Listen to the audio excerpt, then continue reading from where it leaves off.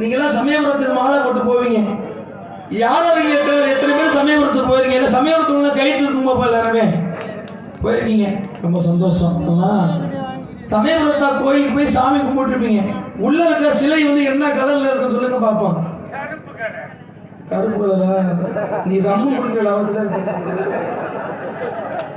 உள்ள இருக்க சிலை சிவப்பு கலர்ல இருக்கும். ஏன்னா எல்லா ஒரு ஆலயத்திலையும் தமிழ்நாடு முழுவதும் கல் சிலையில மட்டும்தான் சாமி இருக்கும். இங்க மட்டும் கிடையாது, எல்லா ஊர்லயும். ஆனா திருச்சி சமயபுரத்துல மட்டும்தான் வேப்ப மர தூண்ல சிலை இருக்கும், சிவப்பு கலர்ல இருக்கும். 1000 வருடத்துக்கு முன்னாடியே அந்த சிலை செய்தது. சின்ன ஒரு டேபிள்லாம் கூட எடுத்து போயிடும். 1500 வருஷம் ஆயிடுச்சு. சமயபுரத்தோடைய வேப்ப மர கட்டையில செய்து இன்னும் உள்ளே வச்சிருக்காங்க, சிவப்பு கலர்ல இருக்குது. அந்த தாயோட பெருமை என்ன தெரியுமா? மாசி மதத்துல ஏக பத்தினி விரதம் இருக்கக்கூடியவள். அந்த தாய்க்கு அபிஷேகம் ஆதரவு செய்ய மாட்டாங்க, பக்கத்தில் உடைய கல் சிலைக்கு தான் பண்ணுவாங்க.